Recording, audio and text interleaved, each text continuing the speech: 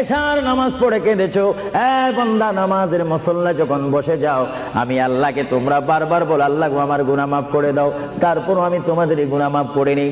তারপরও তোমরা নিশি রাত্রে মানুষ যখন ঘুমে যায়, তোমার বিবি যখন ঘুম যায়, তোমার ছেলে যখন ঘুম যায়, তুমি নিশি রাত্রে ঠান্ডা পানি দিয়ে ওযু বানিয়ে নামাজের মুসল্লায় বসে তুমি আবার যখন ডাক দাও রব্বুল আলামিন, পৃথিবীর কোনো মানুষ আমার গুনাহ সম্পর্কে জানে না, তুমি আমার গুনাহ সম্পর্কে জানো।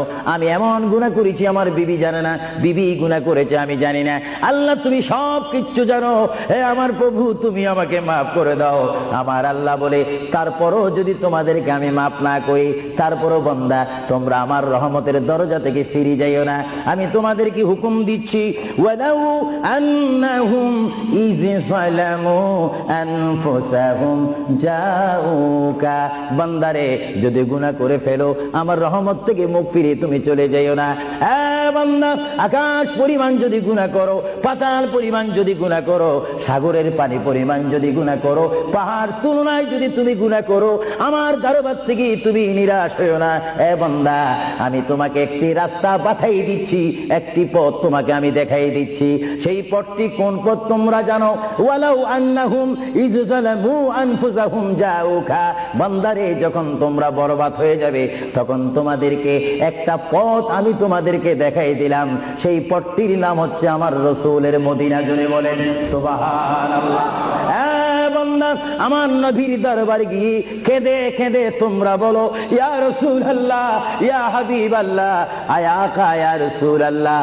আল্লাহ কোরআনে বলেছে ওয়ালাউ আন্নাহুম ইয যালামু আনফুসাহুম জাউকা ফাস্তাগফিরুল্লাহ ওয়াস্তাগফার লাহুমুর রাসূল।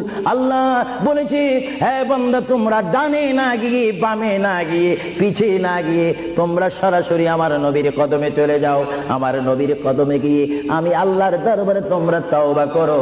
তওবা করতে করতে তোমাদের চোখের পানি যখন বাইর হয়ে যাবে, আর ওই মুহূর্তে যদি আমার বন্ধু যদি তোমাদের জন্য আমার দরবারে সুপারিশ করে, আমি আল্লাহ তোমাদেরকে ওয়াদা দিয়ে দিলাম, গ্যারান্টি দিয়ে দিলাম, আমার রাসূল যদি তোমাদের জন্য আমার দরবারে সুপারিশ করে, সঙ্গে সঙ্গে বান্দা তোমার অতীতের জীবনের কবিরা সগীরা গুনাহ মাফ করে দেব। জোরে বলেন সুবহানাল্লাহ, আরো জোরে বলেন। আমার আপনার গুনাহ মাফ করার জন্য রাসূলুল্লাহর দরবারে যাওয়ার দরকার আছে কিনা? চিৎকার জীবন আছে কিনা?